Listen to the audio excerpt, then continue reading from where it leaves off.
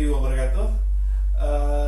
Kali ini saya ingin memberi sedikit informasi tentang apa itu KKP dan zona bagian lindungan untuk KKP. Kali ini saya tidak sendiri. Kali ini saya ditemani oleh Bapak KKP Pak Ilham ya, bagian koordinator bagian Sumatera Barat ya Pak. Ya. Apa itu KKP? Oke, baik. Terima kasih. Perkenalkan, nama saya panjangnya itu Iwanda Ilham, tapi biasa teman-teman ini manggil Ilham gitu. Mungkin terkait dengan sejarah KKP ini, awalnya KKP ini berdiri di tahun 2000. Ini pada saat pemerintahan Pak Abdurrahman Wahid. Jadi membentuk KKP berdiri gitu. Mungkin karena mereka berpikir bahwa dibutuhkan pengelolaan di kelautan dan perikanan, makanya berdiri jadi kementerian tersendiri gitu.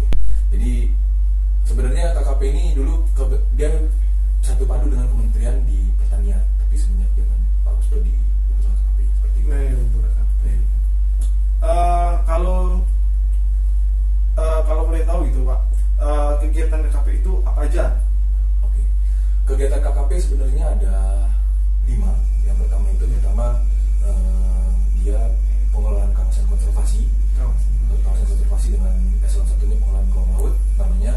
Terus yang kedua ini perikanan tangkap. Di sini terkait dengan pelabuhan, terkait dengan perikanan, aktivitas perikanan, jenis-jenis kapal itu ada perikanan tangkap. Terus ada budidaya. Budidaya ini juga ada juga budidaya laut, budidaya air tawar, di air tawar dan air payau juga ada. Terus ada juga yang satu lainnya itu pengawasan. Pengawasan ini di sumber daya kelautan dan perikanan. Jadi pengawasannya ini lebih kepada aktivitas yang tidak berdasarkan peraturan menteri, PP dan undang-undang. Biasanya dia istilah kami ini sebagai penegak hukum di bidang kelautan dan perikanan. Terus yang terakhir ini adalah sebenarnya ada satu lagi yang karantina kan, jadi setiap aktivitas lewat di suatu perbatasan seperti pelabuhan ataupun di bandara ada karantina. Dan yang terakhir adalah SDM. Jadi SDM ini bukan hanya kepada manusia saja seperti sekolah gitu, tapi juga kepada penelitian, kajian dan penelitian yang ada di KKP seperti itu. Oh gitu. Kalau untuk di Sumatera Barat sendiri itu yang menjadi kawasan lingkup KKP itu di mana aja gitu?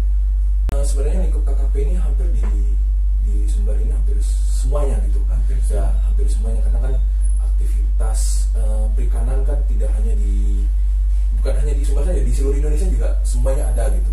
Tapi memang di kami ini lebih kepada pengelolaan kawasan konservasi yang ada terutama di kawasan Taman Wisata Perairan Pulau Pie. Oh, di Pulau Pie. Kan itu kan udah ada zona ya Pak? Betul. Yang baru-baru beredar itu kan Pak, zona A itu kan zona apa itu Pak? Zona favorit para pemancing di Sumatera Barat. Untuk memasuki kawasan tersebut ada syaratnya atau masih bolehkah untuk memasuki kawasan tersebut Pak? Terkait dengan aturan yang ada terkait dengan masuk kawasan sebenarnya ada dasarnya itu Permen 47 tahun 2016 itu tentang pemanfaatan pariwisata di kawasan konservasi gitu. Jadi memang aturannya ini yang ada sekarang ini untuk teman-teman untuk kawasan terutama yang wisata itu ada biayanya lah untuk masuk ke dalam kawasan. Gunanya biar nantinya pembiayaan ini bisa bermanfaat untuk masyarakat. Jadi ya teman-teman bisa beraktivitas di dalam kawasan juga sudah terdata gitu aktivitasnya di kawasan gitu. Ya, gitu. Mungkin sekarang masih sedikit ngembang gitu Pak. Ya. Mungkin bisa dilihatin gambar kawasannya Pak. Ini kawasan konservasi kami. Dia ada 5 pulau. Yang pertama ada di Pulau Toran, Pulau Bando. Pulau Bando ini ada zona inti, zona yang merah ini. Zona merah ini adalah zona aktivitas yang dilarang untuk melakukan aktivitas penangkapan ikan gitu. Lebih kepada untuk kegiatan penelitian dan pendidikan. Terus yang kedua Pulau Pie. Sama seperti Pulau Bando, ada zona merahnya juga ada zona kuning. Nah, zona kuning ini adalah zona pemanfaatan. Yang zona pemanfaatan ini boleh aktivitas wisata menyelam ataupun aktivitas untuk memancing di dalam kawasan gitu. Tapi yang boleh digunakan adalah alat tangkap yang ramah lingkungan untuk di dalam kawasan. Selanjutnya ke sini, ke Pulau Pandan, sama juga dia ada zona merah dan zona kuning.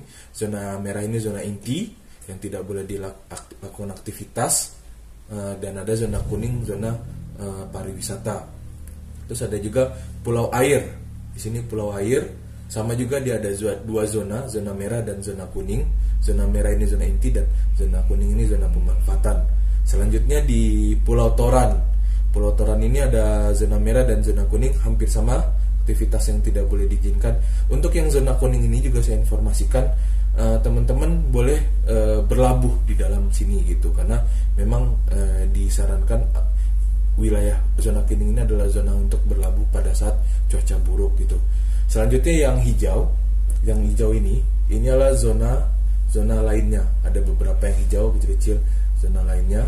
Zona lainnya ini aktivitas yang boleh dilakukan di dalamnya adalah zona pemanfaatan seperti perikanan boleh gitu.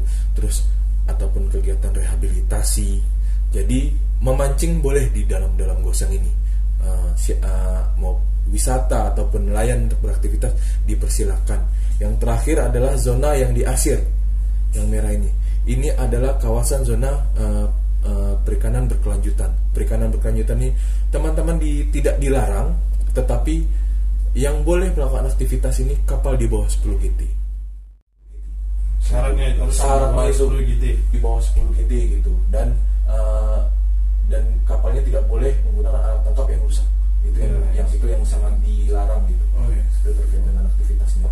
10 GT mungkin para mancing itu agak membayang-bayang 10 GT itu segede mana gitu Pak. Kalau 10 GT ini kan sebenarnya untuk aturan ini kan adalah 10 ton, gross ton. Oh, gross ton gitu. Ya rata-rata dia mengukur berapa panjang kapal, berapa lebarnya gitu. Terus habis itu apakah ada rumah-rumahannya di atasnya gitu. Iya. Seperti di sini nih kapal tunda. Kapal tunduk kayak kapal tunduk, kapal payang boleh gitu. Payang boleh gitu. Terus sama kapal yang ada di nelayan kurus, kapal speed fighter itu boleh juga gitu. Yang kebanyakan tuh 40 PK, 15 PK itu boleh. Berarti tunduk masih boleh gitu Pak? Masih boleh tunduk. Yang penting dia di ukuran kapalnya nanti di suratnya itu, surat dia di kapal itu di bawah 10 gross ton. Di bawah 10 gross ton. Ya. Yang nggak boleh ini adalah kapal-kapal di atas 10 gross ton. Contohnya ini adalah kapal-kapal bagan. Kapal bagan nggak boleh. Ya, kapal bagan tidak boleh masuk di dalam kawasan. Karena memang secara aturannya wilayah penangkapan kapal bagan itu adalah di wilayah di atas 12 mil. Gitu, di atas 12 mil ada, dan tidak boleh di kawasan konservasi. Gitu. Jadi itulah daerah-daerah penangkapannya gitu. Nah, makanya teman-teman yang misalnya yang pemancing-pemancing ini ya boleh sekali gitu, tapi harapannya bisa ya berizin melapor gitu ke kami terkait dengan aktivitas di kawasan. Kan sekarang KKP kan sering patroli gitu Pak. Betul. Nanti kalau seandainya ada pemancing tanpa seizin, mungkin ada subscriber nanti kan memancing sana kan, tanpa izin, ketahuan sama KKP yang lagi patroli, itu biasanya apa? Teguran, sanksinya apa gitu? Atau sebenarnya atau gimana? Mungkin untuk pertama kali sih yang kami lakukan untuk pertama kali adalah lebih kepada istilahnya bukan teguran sih sebenarnya, sosialisasi. Jadi menginformasikan bahwa teman-teman boleh memancing di kawasan tapi menggunakan izin gitu. Nah, nanti kalau ditemukan lagi yang kedua, itu biasanya akan ditanya adakah surat izinnya. Kalau seandainya memancing yang sama gitu. Nah, yang ketiga biasanya udah ketiga ini biasanya akan dilakukan tindakan gitu. Apakah nanti pengusiran atau seperti apa gitu, atau tidak boleh memasuki kawasan gitu. Itu yang sebenarnya tidak enak sebenarnya. Tidak boleh ya. Sayang gitu untuk teman-teman. Lebih baik kan berizin ya, biayanya tidak terlalu besar gitu. Karena ya sebenarnya ya aktivitas ini lebih kepada biar teman-teman bisa mendapatkan kesenangan ya. Dan di sini juga ada izin gitu istilahnya, nanti izinnya gunanya istilahnya pada saat ada masalah, informasi terjadi hal-hal yang tidak diinginkan, kami sudah ada gitu. Iya. Seperti itu. Yang di kawasan tersebut. Betul, seperti itu. Nanti misalkan orang nih para mancing bingung ngurus izinnya di mana gitu kan. Mungkin bisa Bapak jelaskan syarat dan tempat mengurus izin agar boleh mancing di sana. Syarat dan ketentuan sebenarnya kami ada dua. Pertama bisa datang ke kantor kami. Kantor kami di Jalan Kelapa Gading Raya nomor 7 di Ulakarang. Itu bisa datang ke sini langsung. Bisa misalnya teman-teman masih kurang percaya nih, belum minta izin dulu, mau sosialisasi atau ketemu dulu informasi, bisa langsung datang ke kantor. Yang kedua, kalau seandainya teman-teman sudah punya kontak person, bisa dengan via WA ataupun dengan sosmed gitu, bisa digunakan gitu. Jadi istilahnya nanti aktivitasnya teman-teman, misalnya nih kegiatan pemancingan, operatornya siapa gitu, berapa orang yang berangkat, berapa orang yang berangkat, misalnya ada 5 atau 7 orang, itu nanti biasanya kami minta data nama orang dan nomor NIK, nomor KTP. Iya, nomor KTP. Jadi nanti data seperti itu nanti kami buatkan form, nanti ada form yang akan ditandatangan oleh teman-teman operator sebelum melakukan aktivitas.